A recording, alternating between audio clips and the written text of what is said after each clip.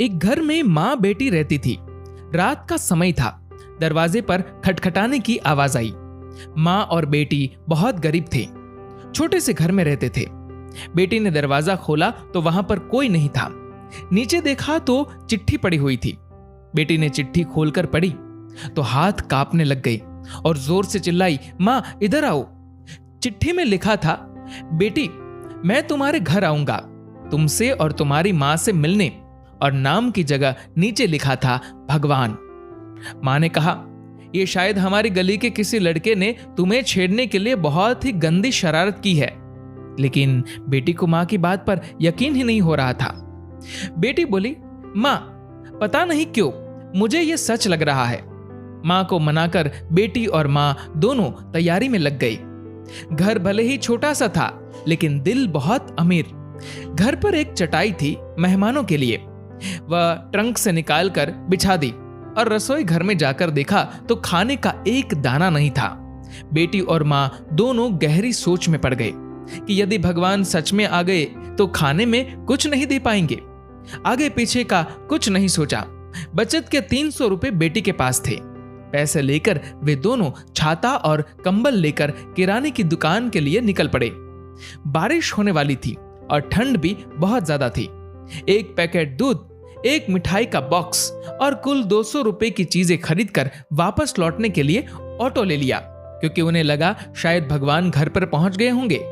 घर से थोड़ी दूर पहुंची तो देखा कि जोर से बारिश शुरू हो गई और सड़क किनारे एक पति पत्नी खड़े थे। ऑटो पास से गुजरा तो लड़के ने देखा उनके हाथ में छोटा बच्चा रो रहा था। स्थिति कुछ ठीक नहीं लग रही थी। ऑटो घर के दरवाजे पर पहुंचा। माँ ऑटो से उतरी ही थी कि बेटी से रहा नहीं गया।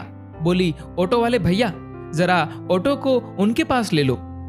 पास जाकर देखा तो बच्चे को तेज बुखार था और उनके पास खाने के लिए कुछ नहीं था। एक तरफ भगवान घर पर आने वाले हैं और दूसरी तरफ यह समस्या। बेटी ने सोचा, भगवान को मना लूंगी, लेकिन यदि इन्हें ऐसे ही हाल में छोड़ दिया गया तो भगवान बिल्कुल भी माफ नहीं करेंगे। बेटी ने जो जो खरीदा था सब उनके हाथ में थमा दिया और तो और बचे हुए 50 रुपए भी दे दिए और बोली, अभी मेरे पास इतने ही हैं, इसलिए रख लीजिए। बारिश हो रही थी तो छाता भी दे दिया और बच्चे को ठंड ना लगे इसलिए कंबल भी दे दिया। वहां से फटाफट घर पहुंची, ये सोचकर कि भगवान आ गए होंगे। लेकिन दरवाजे पर माँ खड़ी थी। बोली, आने में इतनी देर क्यों लगा दी बेटी? और ये देख, एक और चिट्ठी आई है, पता नहीं किसकी है। बेटी ने पढ़ना शुरू किया। उसमें लिखा था, बेटी आज तुमसे मिलकर बहुत खुशी हुई। पहले से दुबली हो गई हो लेकिन आज भी उतनी ही सुंदर हो। मिठाई बहुत अच्छी थी और तुम्हारे दिए हुए कंबल से बहुत आराम मिला। छाता देने के लिए धन्यवाद। बेटी अगली बार मिलते ही लौटा दूंगा। बेटी के तो होश उड़ गए। निशब्द होकर पीछे मुड़कर सड़क किनारे देखा तो वहां कोई नहीं था। चिट्ठी में आगे लिखा था, इधर उधर मत ढूंढो मुझे, मैं तो कण कण में हूं। जहां पवित्र हो सोच, मैं हर उस मन में हूं। यदि दिखे कोई जरूरतमंद तो मैं उस हर जन में हूं। बेटी जोर से रो पड़ी और मां को सब बताया। दोनों बहुत भावुक हो गए और पूरी रात सो नहीं पाए। दोस्तों, अब आप सभी से एक प्रश्न है, क्या ये बेटी सच में गरीब थी?